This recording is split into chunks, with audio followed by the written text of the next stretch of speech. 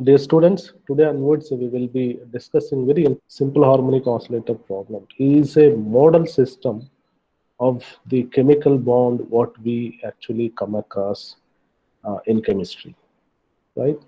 So the bond, when you have a molecule, okay, and the molecule can undergo different kinds of vibrational motions. Like it can stretch, it can bend, it can rotate, it can, there are different type of vibrational motions are there. So this vibrational motion is actually, strictly speaking, it is a n-harmonic oscillator behavior. N-harmonic oscillator behavior. That means it is not a very perfect parabola, but it is a deviated parabola. But if your displacement is smaller, normally, uh, so the simple harmonic oscillator behavior is actually taken into the consideration. Okay, the simple harmonic oscillator is actually almost close to the system molecule vibrational motion, right? So therefore, it is important to learn this particular topic in a much deeper detail. That will helpful for you when you go to the second semester, where you will be exposed to the spectroscopy problem, especially the IR spectroscopy or vibrational spectroscopy problem.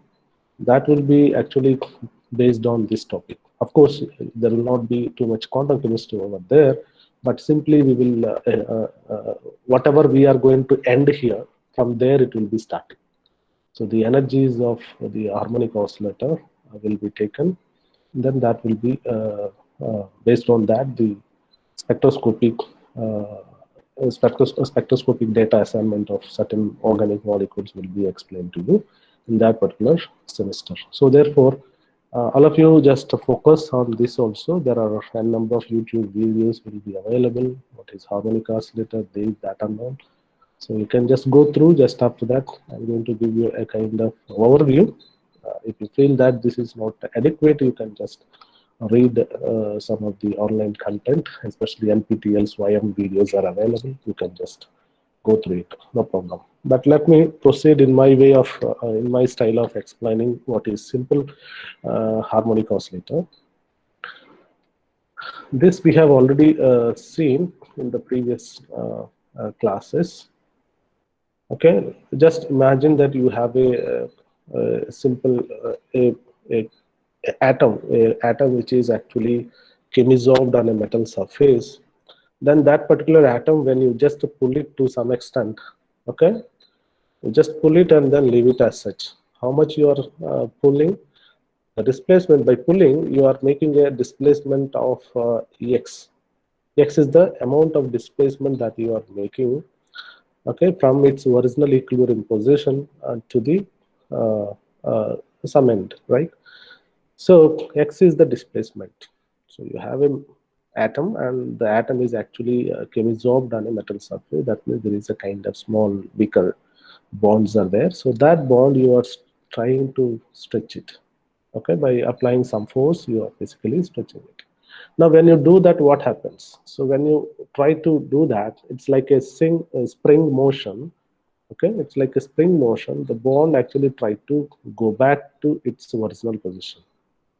Okay, so the bonds between two atoms are actually behave like elastic nature to some extent. Therefore, they try to go back to their original position. Okay, so that force, what we call as a restoring force. So when you are pulling in one particular direction, in the opposite direction there is a force which is acting on the same atom, which tried to restore its original position. So that is why it is called restoring force, and this restoring force is directly proportional to the amount of displacement that you are actually pulling.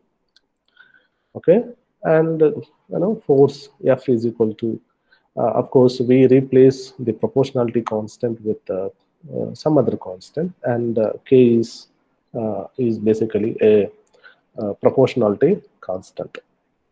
Then now, what is next? If you know the force, then from the force you can actually take the derivative and then calculate what is the potential energy. And the potential energy for this particular system is going to be a half kx square. Okay, and similarly, when you pull this, and then leave it as such, then what it does basically oscillations, and these oscillatory behavior, what we call it as the harmonic oscillations. So the oscillations what the atom is making, that is referred to as a harmonic oscillations. And how many number of oscillations that it's making, that can be estimated, okay, based on a simple expression like V or mu is equal to 1 over 2 pi square root of k by m, where k is the force constant, okay, where k is the force constant and m is the weight of the atom. Okay, it depends upon two factors, the frequency. So how many oscillations that it is making. Okay, when you pull the atom, then we understood that it is making oscillation. Now the question is how many it is making. So it is making 1 over 2 pi square root of k by m. So it is decided by the force constant. So the force constant, or some people call it as a stiffness. It basically refers to the stiffness of the bond. If you have a single bond, okay, it is somewhat flexible. If it is double bond, it is somewhat rigid, okay. And if it is triple bond, it is more rigid. Therefore, it is very difficult to stretch a chemical bond which is a triple bond, right? So, then naturally that will reflect upon the force constant. And then similarly, the m is the atomic weight of the, so heavier atom makes the lesser oscillations. So that is also there. Of course, these are all things, very basics, probably you would have explored in BSc level physics or some other topic. Okay, so you can derive this particular expression, that is frequency of the harmonic oscillator can be derived from a simple expression, solution like, mu is equal to sorry, x of t is equal to x0 cos and omega cos mu t, 2 pi mu t, cos 2 pi mu t, x of t is equal to x0 cos 2 pi mu t. That is the expression that you can use it, okay, and that you can substitute over here. F is equal to kx. So what is F? According to Newton's second law, it is F is equal to ma. What is m? Is the mass. A is the acceleration. So acceleration is what? It is the second derivative of the displacement. So that you can substitute, and the expression whatever I have mentioned, that x of t is equal to x0 cos 2 pi mu t is the solution of that one. You can substitute over there, and from there you can derive this particular thing. So we are not interested in that part, but rather we are interested in some other part. Now, the potential energy expression, what it is given, is half kx square, half kx square. Therefore, this particular potential energy I can plot, and then I can draw a graph like this. So this is very simple, okay. So x, what is x? As I mentioned, that it is basically displacement. The displacement can be a positive one, or the displacement can be a negative one as well. As when you pull the atom to some extent, and when you leave it as such, so the bond can also compress at the same time. So at that time, the displacement can be negative as well. So the displacement can be a positive quantity, or it can be negative quantity as well. Okay, where the positive quantity refers to the stretching, and the negative quantity refers to the compression. So what you can do, if you want to know the potential energy graphically, then you try to plot the x versus half kx square. Half kx square is the potential energy. So you can see that the k is the constant and the x is the square. So you can start substituting the positive quantity values for the x, right? When you start substituting positive quantity for x, then it will keep on increase linearly, and then it goes very maximum. Okay, this is that behavior. Now, what about, as I told you, that S can be negative as well. So if you substitute negative, it doesn't matter. So since it is a square dependence, I mean, since it is a quadratic dependence, then it can, go in this direction. So when you are substituting the negative values for X, it can go even this way as well. Therefore, it is a nice parabola, right? So the potential energy, what I mean to say is the quadratic dependence. That is the point. Now, this particular problem we are going to solve in a different way. But for that, let me give some kind of foundation to that. As you can see here, the potential energy, why we are actually discussing about potential energy. So the basic concept or logic is very same. Whatever the problem in quantum chemistry that we are going to study, the first and foremost thing is that we wanted to know what is the Hamiltonian. The Hamiltonian contains the Hamiltonian is the total energy operator, and it contains kinetic energy of term, and also it contains potential energy term. Okay, so the simple harmonic oscillator, when we talk about, as it is moving, so it is obvious that it will have a kinetic energy uh, contribution from the kinetic energy. So that definitely that is not a zero. Fine. Then the next comes that it is the potential. The potential energy we have to know. That is why we have actually I have discussed all these things.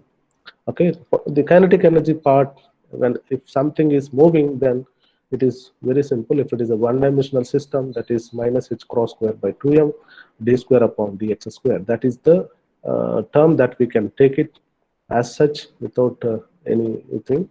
Then you can add the potential energy. The potential energy, now we know it is a half kx square. Now, another point that I would like to stress upon is this. So what is the classical understanding of this simple harmonic oscillator? What is the classical understanding? The classical understanding is that, okay, the simple harmonic oscillator can have energy from starting from 0 to infinity. Why I said 0 to infinity is that, okay, the displacement, it all depends upon displacement. Okay, suppose if the displacement is 0, then the potential energy can be 0, right? And if the displacement can be, it can be any amount. It depends upon how much force you are applying to pull the atom. Therefore, it can be any amount. Okay, so the any amount is represented generally with infinity. Then, if the displacement is infinity, then naturally the potential energy can be infinity. So therefore, what I mean to say is that the potential energy, the total energy of the simple harmonic oscillator can vary from 0 to infinity. So that's the picture. Why? Because it only depends upon the displacement. The displacement can be negative, it can be 0, or it can be infinitive. So anywhere in between, the potential energy can lie in between, anywhere in between those 0 and infinity. Therefore, naturally, the total kinetic energy, total energy of the simple harmonic oscillator can be 0. Okay, what about kinetic energy? Kinetic energy also same. The kinetic energy is nothing but the half kx square, classical picture, half mv square, and then again there also the displacement is there, right? The first derivative of the displacement is basically the velocity, right? So there also you have a displacement, and if the oscillator at the resting position, suppose you did not pull it, what is the minimum? What is the amount of energy it can have? If you didn't pull, if you didn't apply any force, then it will have energy of 0. That means it is not moving. Only when it is moving, then it will have a kinetic energy. On the other hand, when you are pulling, then it is moving, it is in the motion. Therefore, since it is in the motion, then its kinetic energy depends upon the velocity. Velocity means it's a displacement, first derivative of the displacement. Therefore, there also the displacement. So together, when you talk about be it a kinetic energy or potential energy, they can vary from 0 to infinity, classically speaking. Okay, so how this picture actually will be different that we will see by studying this particular simple harmonic oscillator in a systematic fashion. Okay, for that, already I have given a kind of foundation. What we wanted is a total energy. The total energy is nothing but the kinetic energy plus potential energy, and the kinetic energy is referred to as a px square by 2m. Please remember that this particular thing we are discussing about, I'm going to illustrate only for the assuming that it is a one-dimensional thing, but of course other dimension when it is moving, then naturally it will have the other two terms as well. But let us confine our discussion only to a very simple thing, that is a one-dimensional harmonic oscillator. That is always better, but if you understand this one-dimensional simple harmonic oscillator, probably the other two dimension also can be understood. So what I'm going to do is that in the natural, in the general way of dealing the system is like, knowing the total energy. Once you know the total energy, then we can basically write down the Hamiltonian. So the Hamiltonian, we know that it is px square by 2m plus v of x, right? And the kinetic energy operator is nothing but minus h cross square by 2m d square upon dx square, and the potential energy for the simple harmonic oscillator is half kx square. Okay, so we know that Hamiltonian. That's all. So once you know the total energy of any system, then from there we can actually write down the Hamiltonian, quantum mechanical operator Hamiltonian. So the Hamiltonian, what you have to do according to postulate number 2, whenever there is a x, you just replace with the x.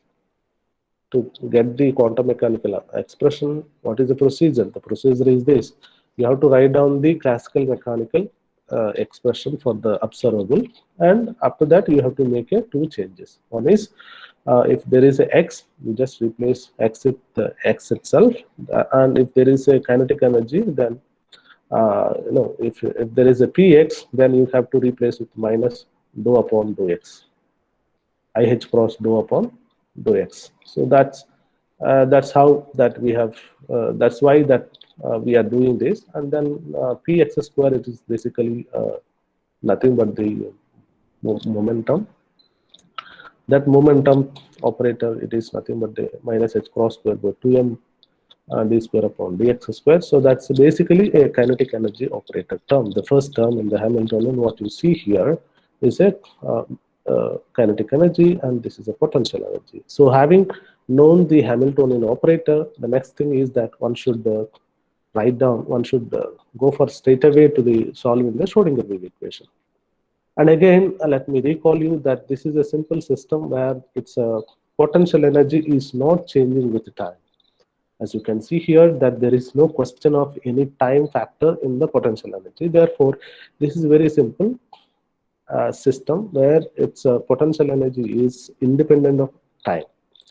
If it is independent of time, then, so as we have already pointed out and discussed, we need not to solve time-dependent Schrodinger wave equation to obtain the wave function. Instead, it is fine and it is enough if you can solve time-independent Schrodinger wave equation, right? So h E psi is equal to h psi. H psi is equal to E psi. That's the expression that we have to solve. That is enough.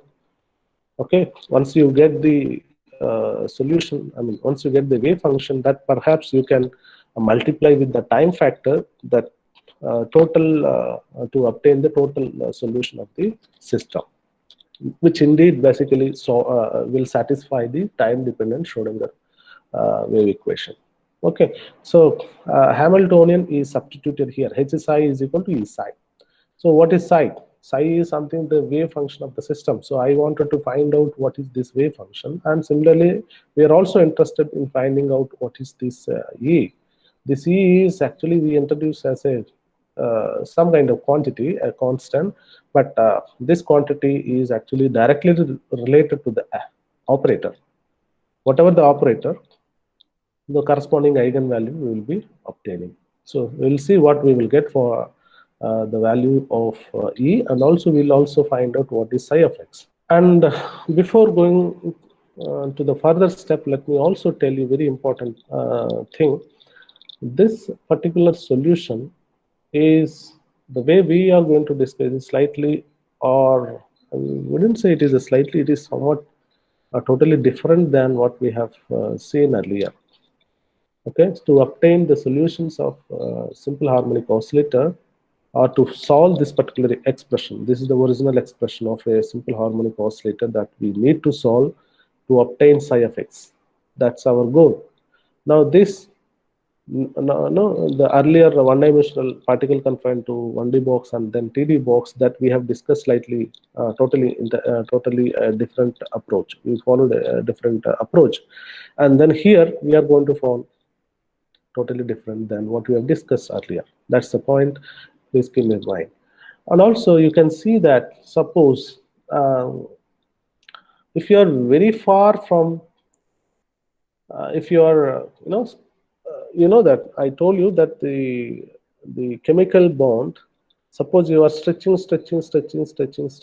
So how far you can stretch the chemical bond? That's the question I'm posing to all of you. You cannot actually stretch as you wish, because if you stretch too long, then the nature of the bond actually totally gone. Okay, only when the atoms are in the close vicinity, they try to interact with each other. The electron cloud of one atom, the electron cloud of the another atom basically interact with each other, and there is a formation of the bond. Like, just imagine the bonding of hydrogen chloride, how it is happening. So there is one hydrogen atom and there is a chlorine atom. One wanted the electron, the other don't want the, of course, other is grabbing electron. Of course, one has a one electron, the other one has having another electron. So the both atoms, when they close together, the electron clouds interact, and okay, let us have a mutual understanding. You place in between the electron what you have, and then I will also place my electron cloud over there, and then they try to share both of them, right? Now this particular thing will not exist if they are very far. You have a hydrogen atom here and you have a chlorine atom here. So there is absolutely no interaction. So they are independent of each other. Therefore, there is no question of chemical bond, right? So what I mean to say is that now suppose we have a chemical bond, we are trying to stretch it upon. So we are starting from the concept that already there is a chemical bond, and if there is a chemical bond, suppose if you are stretching a lot, then what happens is that the chemical bond basically breaks down. The chemical bond breaks, and then you will have independent atom. Okay, so it will possess its own energetics, and the other atom possess their own energetics. They're simply moving with some kinetic energy in the space. That's all. But the chemical bond concept only exists when they are in the vicinity, right? Otherwise, there is no question. Therefore, the point I'm trying to say is that as the x tends to either plus infinity or minus infinity, then the wave function should tend to 0. The wave function should basically reach to 0. Why we are posing this? The reason is this: x cannot be too much. In fact, let me put it very realistic numbers. Any chemical bond that you think of, it cannot be stretched more than 10% of their original bond length. Let me put it so you can note down this, that any chemical bond that you cannot stretch more than 10% of the original chemical bond. Suppose if there is a 1 angstrom, 1 angstrom is the bond length of some chemical bond.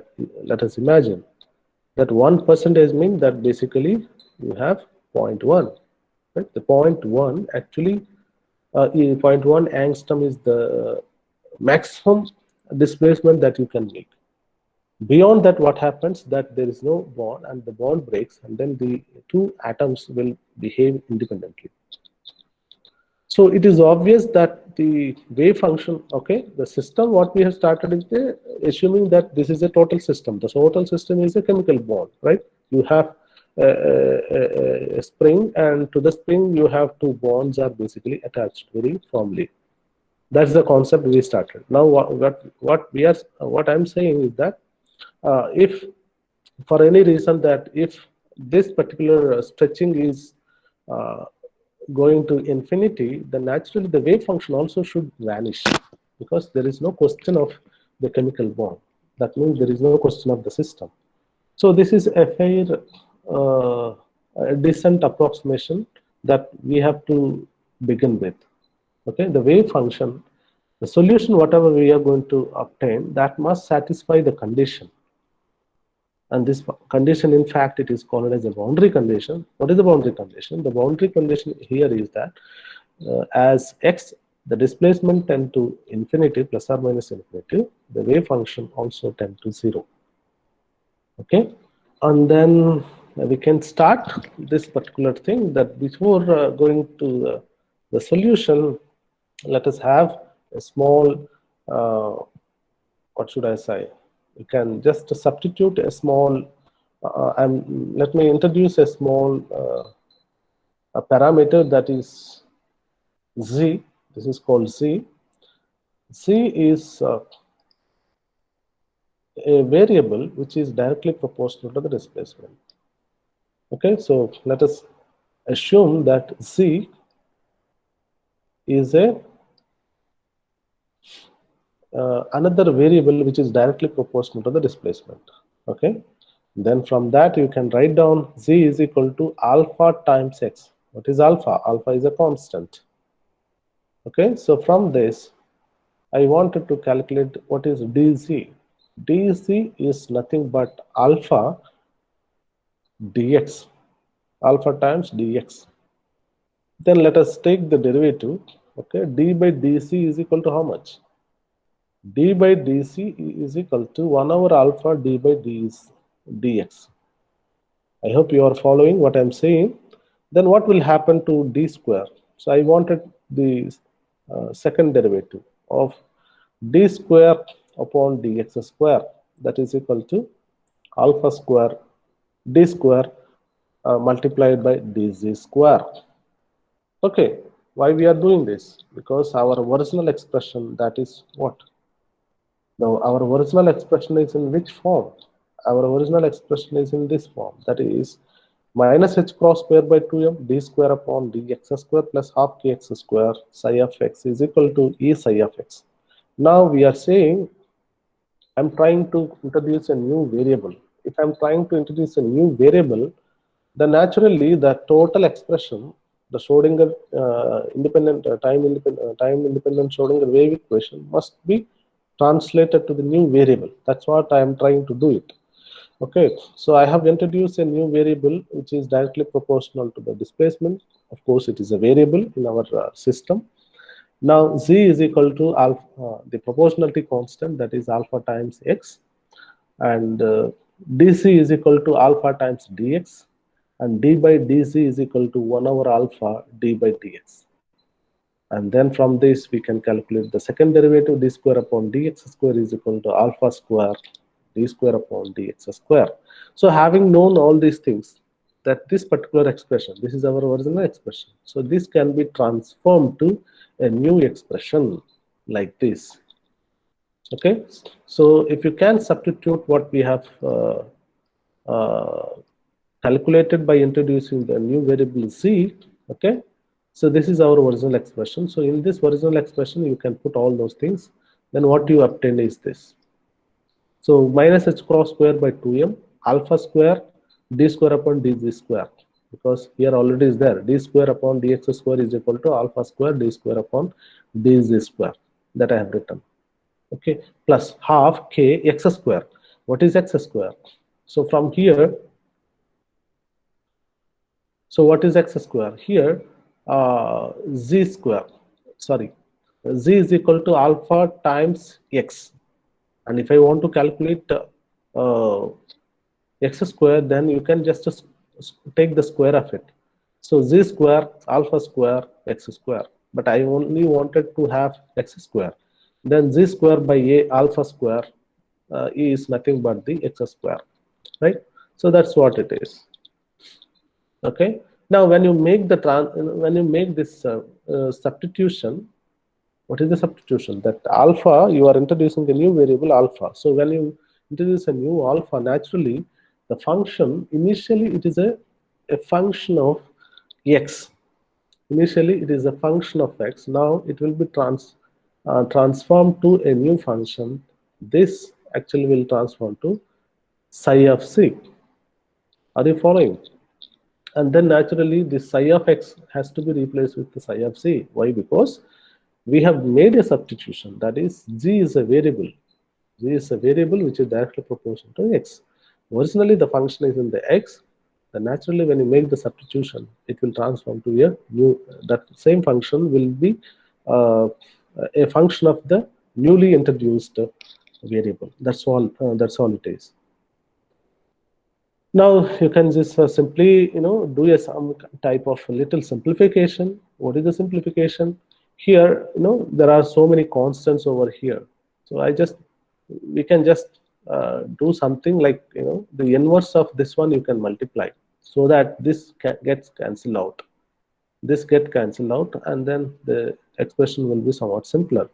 So if you can multiply the inverse of this particular quantity, that is 2m by h cross square by alpha square. So here when you multiply this inverse, then naturally it will be 1. So already there is a negative sign, so 1. So that is, it's like minus d square by dz square. Now plus half k, and then 2m by h cross square by alpha square. Please remember that when you are multiplying, that multiplication has to be applied to all the terms in the expression. It's not one term. So that's what I'm trying to do here. That half k 2m by alpha square plus h cross alpha square h cross square, and this z square by alpha square remain the same. So I didn't do anything here, right? And the alpha psi of z is remain the same, but on the right hand side also I must actually multiply with 2m by h cross square alpha square. So that is also there. So we are just doing a bit of simplification by multiplying 2m by h cross square by 2m. Okay, h cross square alpha square. That is the quantity with which we basically multiplied the expression. Now let's see what happens. You please remember that we have not we don't know what this particular alpha is, right? Alpha is basically I introduce as a constant, the proportionality constant. What exactly it is, that we have not defined. So now what I'm going to do in the next step, see, this particular expression is having here, there is very fairly simple, there is nothing here over here, any constant. But here if you see here, there are a lot of constants like k, m, h cross square, alpha square. So these are all the constants. So I can define my alpha such that, okay, please note down that. So here since there are so many constants, m is a constant, k is a constant, h cross square is a constant.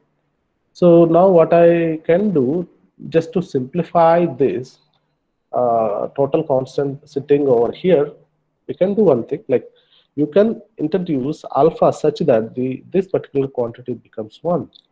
That is possible. Okay, so now in order to get basically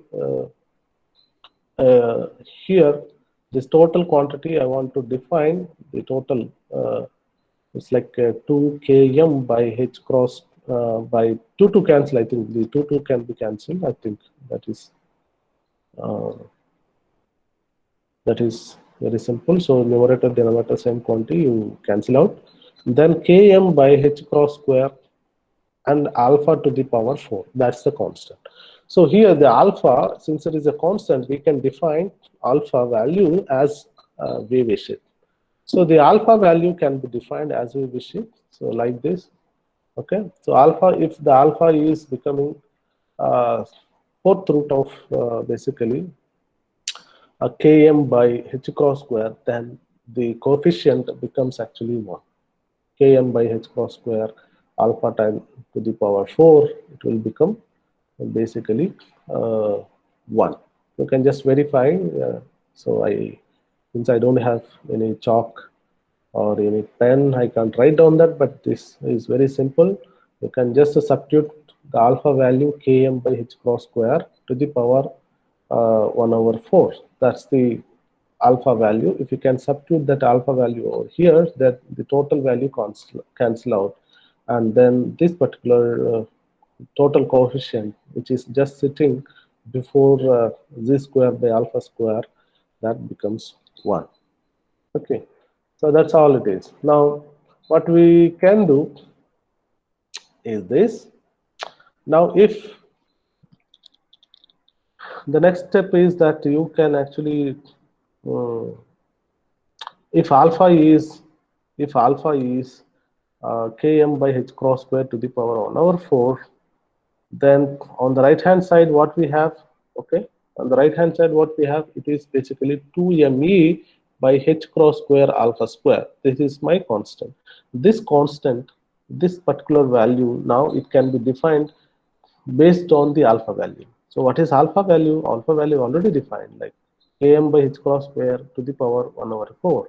That's a value. So you can just substitute that value over here, and then you try to displace, try to simplify it. Now you will get a value. That value is nothing but, when you simplify this equation, then what you get is 2e by h nu is a new constant that you will get. Okay, when you simplify this you will be obtaining 2e by h nu. So again, e is a constant, h is a constant, nu is basically constant at a given, for a given thing. Therefore total, this 2e by h nu, I am just going to introduce, I'm going to just replace or substitute with a new constant, that is lambda. Okay, again I am introducing a new constant, that is lambda. So lambda is nothing but 2e by h nu. Please remember that and note down. Now what we are going to do here, now the original expression what we have, is go back and see here that, this d square upon dz square minus d square upon dz square plus this becomes 1 when you define alpha is like that. Then what is left over? The leftover quantity is here, that z square psi of z square psi of z, right? And on the right hand side, okay, on the right hand side what we have is a lambda, right? So you can just do the simplification further, especially with regard to the expression, the Schrodinger independent time independent wave equation, and we will get minus d square upon dz square psi of z. Okay, so please remember that psi of z, it was actually outside, then you can multiply both the term, then you will get this expression. So d square psi of z by dz square plus z square psi of z plus lambda psi of z. That is the expression that we will get it. So you can see here that, when you introduce z as a new variable, which actually depends upon the displacement variable, now the expression actually transformed to a new expression. Then what we obtain is this. So this minus d square psi of z by dz square plus z square psi of z is equal to lambda times psi of z. That's the expression that we should solve. Now the thing is, like, uh, what we are doing and why we are doing all these things. By introducing a new variable, we got another differential equation. That's all it is. There is nothing has happened. But to be precise, and this particular expression is a bit easier to tackle and to find the solutions as compared to the previous one. Okay, please remember that this particular expression, what is written here, this is bit easier to tackle to find the solution. So please remember that we are all interested in finding the solution. That means the psi of x. Originally, we should find psi of x, but then now we have introduced a new variable, that is z is directly proportional to the x, which is nothing but alpha x, where alpha is km by h cross square to the power 1 over 4. So that's the expression. So now the differential equation is transformed to a new differential equation, and this particular equation is bit easier to handle. Okay, so now you can actually do a little more simplification, and you can write down, and you can label this particular expression like this. So here it is psi of z, right? Here also psi of z. So this lambda, you can, this particular right hand side thing, you can just move to the left hand side, and then what you obtain is this. Okay, and just multiply, or else you can multiply with a minus sign and then take everything to one side. Then it becomes the expression, the differential expression becomes d square psi of z by dz square plus lambda minus z square psi of z is equal to 0. That's the expression. So we should solve psi of z.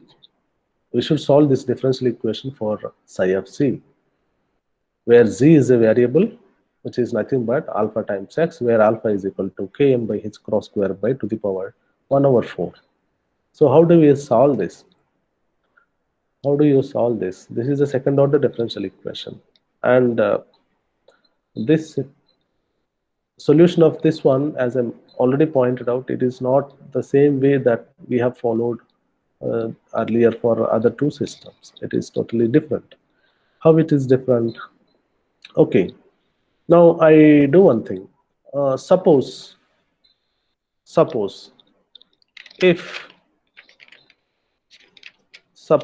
if z, the value for z is very large, the value for z is very large.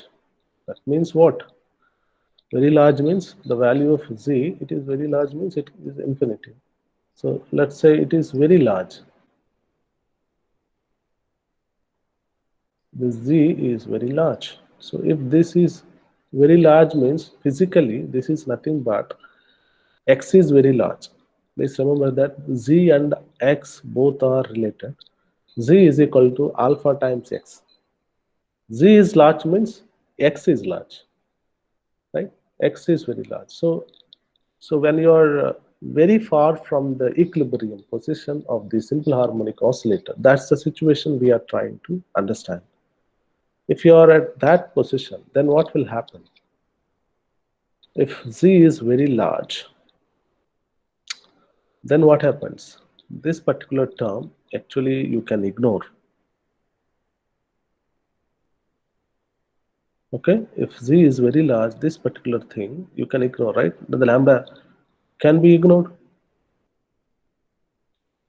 I'm saying that this is large. If this is large, the lambda can be ignored. Then what is the differential equation? The differential equation becomes slightly simpler.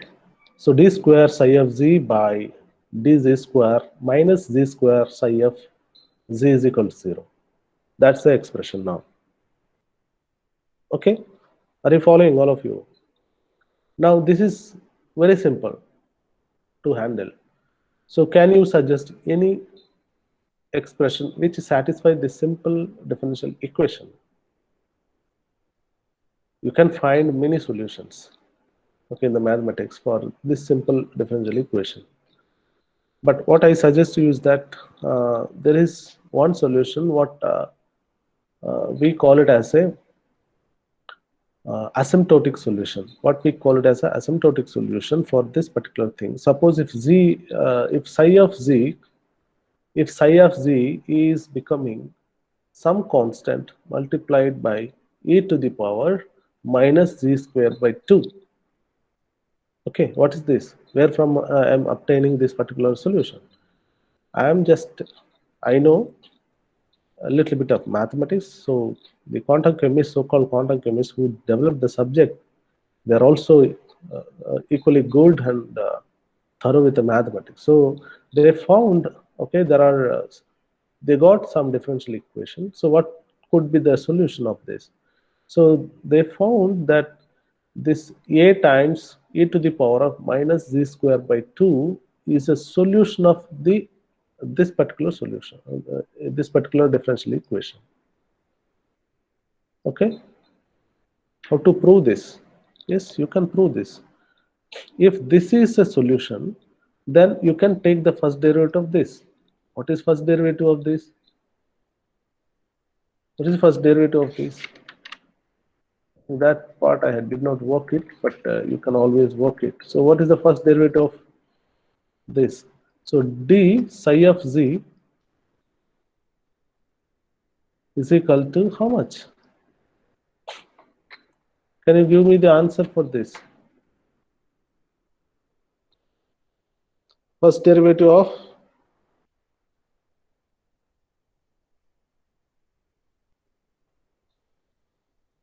Mm, epsilon e raised to minus 2 epsilon e raised to. minus 2 epsilon. Why epsilon is coming? Sorry, sir. Not epsilon. Sorry. Minus 2 e to the power C. minus C. g by 2. G square by 2. Yeah, so 1 by 2 is basically this. Basically, you have to take the derivative. E power x is e power x. Okay, that will be there. But you have to take the derivative of the minus z square by 2. So 1 minus 1 by 2 is a constant. Minus z square is how much? The derivative of minus z square is how much? It is minus 2c, right? Minus 2c. Already Minus half 2 is there, right? So already there is a half. So this is essentially a times, so minus z. Why I am writing minus z? Because it is actually minus 2z multiplied by half. There is a half is there, right? So half, and then the numerator, that is 2, both get cancelled out. Only what you get is basically minus z.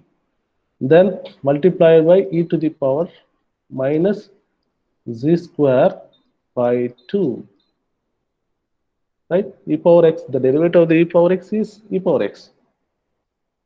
Okay, are you getting this? So the first derivative of this psi of z is nothing but a times minus z times e to the power of minus z square by the same function itself. Now what you have to do, you can calculate the second derivative of this. So I have got the first derivative, then second derivative is nothing but d square psi of z by d z square. Okay, this you have to calculate. But here it is not simple as the first derivative. Here there is a minus z multiplied by e to the power minus z square by 2. So there are two terms. It's like no derivative of the product. Derivative of the product. How do you calculate? First, product rule. product rule. Correct. The product rule has to be applied. Okay. The derivative of uv is equal to u into dv by u dv plus v du. That is the product rule. So that product rule, when you apply, you will get expression, and when you simplify it, you will get expression. That expression is exactly similar to this expression. So you can take it as an exercise and do it. Somehow I missed this part. I did not type it properly, but this can be done very simple, straightforward expression. So you just you have a solution here that this I am saying that this will satisfy this expression. My claim is that I'm claiming that this psi of z is equal to a times e to the power of minus z square by 2 is a solution of this differential equation. Why I'm saying that? Because when you calculate the first derivative and second derivative of this one and substitute here, and you will get exactly 0. So anything to be a solution of any differential equation, that actually when you take the that solution derivative, first derivative, second derivative, or third derivative, whatever it is, that must satisfy the differential equation. If that is, if the differential equation what you are getting from this is exactly same as this, then we can actually say this is a solution for this. Okay, so please take that exercise. And similarly, there is another exercise also I am giving at the same time, that psi of z can also be a positive, this one. Psi of z can also be a, this type of thing, e to the power positive one, that is z square by 2. So you can take this as this particular thing as an exercise, that you can also prove that you can calculate first derivative, second derivative, okay, and then you will get the expression exactly same as this one. So what is the conclusion? The conclusion is straightforward, that both psi of z is equal to a times e to the powers minus z square by 2, and also b times e to the power of minus z square by 2, both are the solutions of this particular differential equation. Both are the solutions of this particular solution. Okay, so you just take the example that you will find it there. Now the ideal solution would be the linear combination of these two, this plus these two. But the problem with this particular thing, the problem with this particular solution, we can't accept. Why? Because suppose if z is large, what happens? The wave function also becomes very large, because this is a positive quantity. It's not a negative quantity. E power x. Just you start substituting the values for e power 1, e power 2, e power 3, e power 4, e power 5, and so on. As the power increases, accordingly the exponential value also increases. But please remember that we have started with a boundary condition. What is the boundary condition? As z is becoming large, or as x is becoming large, that means as x is approaching infinity, either plus or minus infinity, then the wave function should vanish. The wave function should vanish. That means it should approach to 0. That's the boundary condition. But this particular thing, even though it is a solution of the differential equation, it cannot be accepted because it is violating our boundary condition. What is our boundary condition? As x tends to plus or minus infinity, the wave function must approach 0. That's the one. And also remember that z and x are both related. As z is tend to infinity, either plus or minus infinity, then the wave function, that psi of z, becomes, or it should also approach 0. Okay, so based on that particular logic or argument, I can straight away rule out that the other solution, that is the b times e to the power minus z square by 2, we cannot accept as a solution for this simple harmonic oscillator. Okay, so this is the case in most of the problems that we are going to study. So there can, in the mathematics, there can be many solutions that may satisfy, but we cannot accept we cannot accept all of them, and we have to always apply and see the boundary condition, and based on that we have to proceed. So this particular solution, what is written, that is psi of z is equal to a times e to the power minus z square by 2, is referred to as an asymptotic solution. What do you mean by that?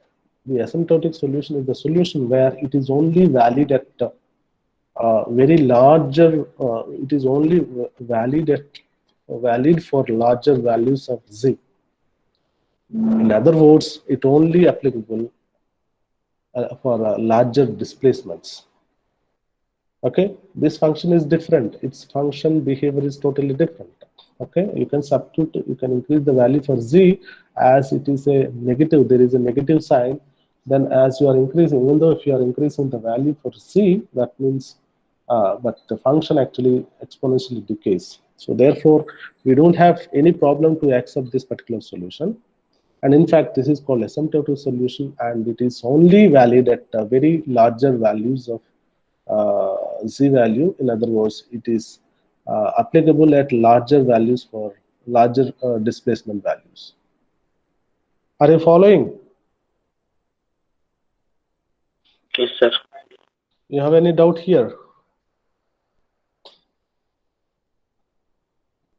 No. I hope you don't have any doubt. Okay, fine. Let me proceed. Now, we found a solution, but we found a solution. This solution applicable only at larger displacements. Right? Asymptotic solution is the solution where it applicable only at the larger displacement. Fine. But our purpose of solving the Schrodinger equation is to find out the wave function, and that wave function must actually a universal wave function that should describe the complete behavior of uh, the simple harmonic oscillator. But what we got just now till now is a solution that only applicable at the larger displacements, isn't it? So such a solution we can't accept. So our solution must be such that it doesn't matter that you are dealing with a smaller displacement or the larger displacement. It should give, it should satisfy the time-dependent Schrodinger wave equation. That should be the case. But what we have obtained as of now, it is an asymptotic solution that applicable for larger displacement of the simple harmonic oscillator. So, what is the solution for this particular problem? How do we go about it? Well, what you can do here in this particular solution, here I mentioned that this A, I mentioned this A as a constant, isn't it? So this A, if it is a constant, this is the situation. Suppose if A is a variable or if A is a function, and if A is a function, just imagine that, if you are approaching, if you are at the smaller values, I mean, if we are at the smaller displacements of the simple harmonic oscillator, if it can actually satisfy the time-independent Schrodinger wave equation, okay, then the product actually naturally will satisfy the Schrodinger wave equation. Okay, so the logic is this: it can not be a constant; it has to be a function that actually will vary itself such that the total wave function, the product of these two functions, become a solution of the time-independent Schrodinger wave equation. Are you following this logic? So the A cannot be a solution. In order to have a holistic solution for time-independent Schrodinger wave equation, A cannot be a constant. A has to be a function, and in fact, that function, when it is multiplying with the e to the power of minus z square by 2, it will satisfy the time-independent Schrodinger wave equation as a whole. Okay, but now the question is, what is the value for A? So that value, I don't know A, what is exactly. Now, based on this particular logic, what I'm saying is that, okay, it has to be a function. And that function must also depend upon the variable C. Okay, please remember that h of z is a function which will actually adjust itself such that the total or the product of h of z multiplied by e to the power minus z squared by 2 will satisfy the time-independent Schrodinger wave equation irrespective of its position, whether it is a small displacement or the larger displacement. So this is fair. I would say that this is a fair logic to proceed further, right? So the purpose of the whole purpose of our discussing simple harmonic oscillator is to find out a solution, but based on a simple mathematical intuition, we found that there is a solution that will satisfy a differential equation. But that solution has a limitation, and it will only applicable at the larger displacement. Therefore, now there should be a function which actually multiply with this function, and both of them adjust together depending upon the situation or depending upon the position or the z value. And as a product, they should actually be a solution of the time-dependent Schrodinger wave equation. So based on this logic, what I'm saying is that my solution, I found it psi of z is equal to h of z multiplied by e to the power minus z square by 2 will become definitely a solution of psi of z. Will become a solution of time independent Schrodinger wave equation. Definitely. But the question is, and Fazal before us says that, what is h of z? Okay, what is h of z? If you know h of z, that means you know the total wave function, that is psi of z. Okay, so now the immediate puzzle before us, that what is h of z? H of z need to be solved. So that we can solve it first, and then if you know h of z, then that means when that particular h of z, if you multiply with e to the power minus z square by 2, that total product will be psi of z.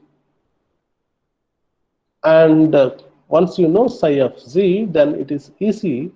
You can just make the substitution. What is that substitution? Z is equal to alpha times x. That is the substitution you can make it to have psi of x. Of course, indeed, that was the original solution of time independent Schrodinger wave equation of the simple harmonic oscillator.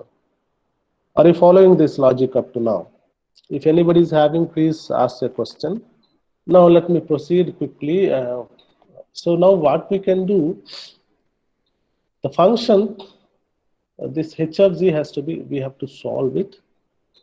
But now we are assuming that psi of z equal to h of z multiplied by e to the power minus z square by 2 is a solution of time independent Schrodinger wave equation, which we have got here.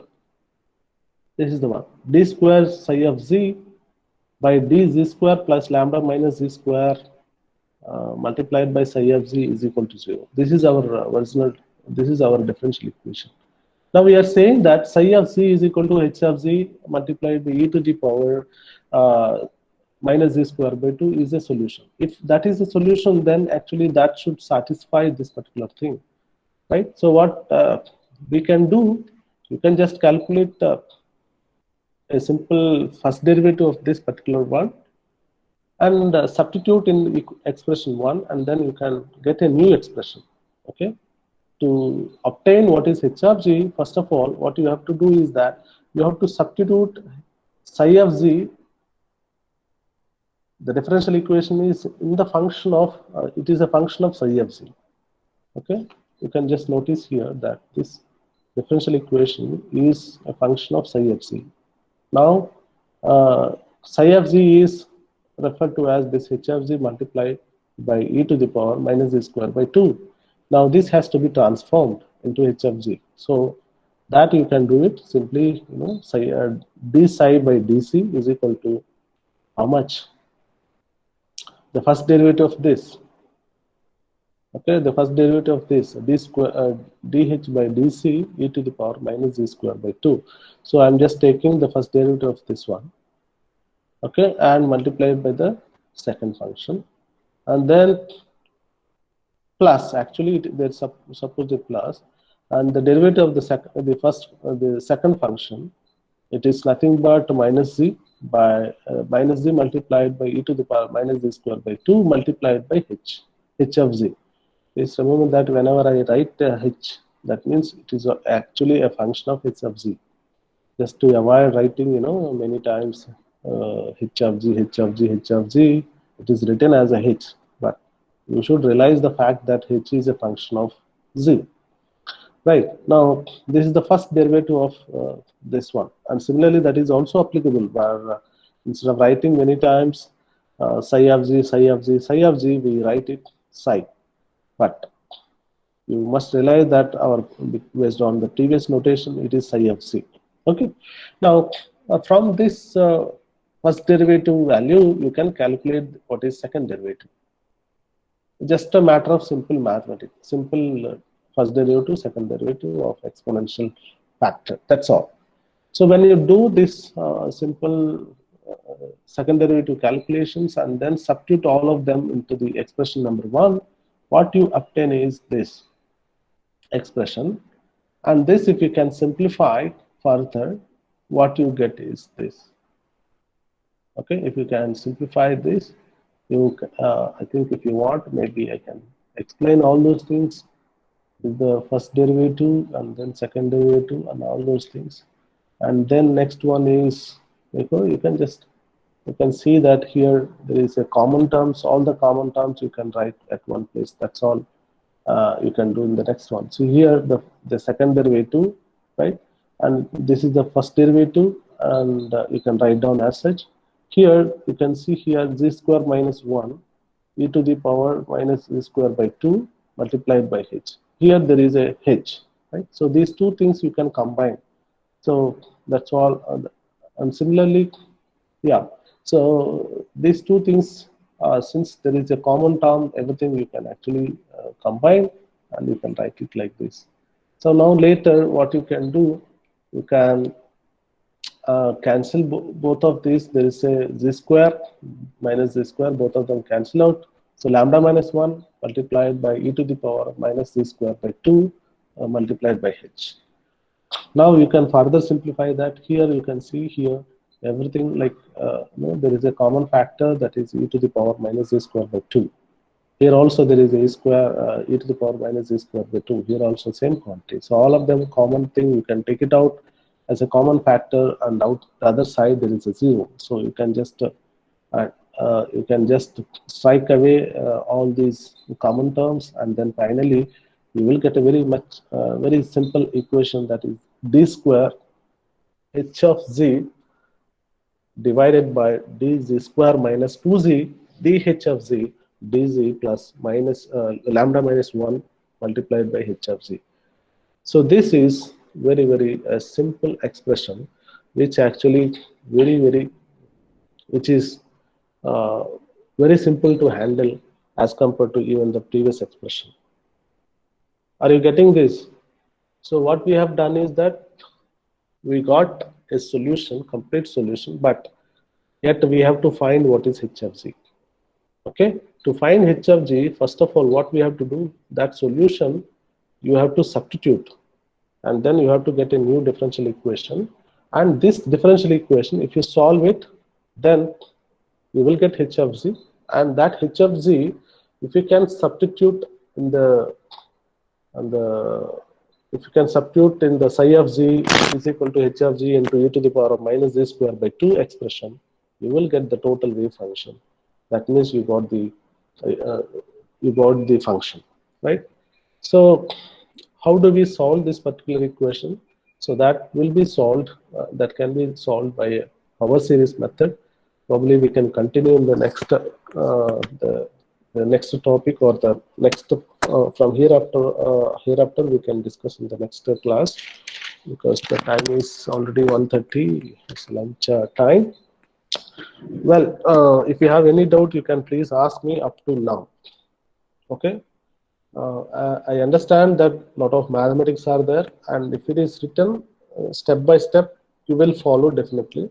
But here I don't have any provision to write it like that, but normally write all those things on the board.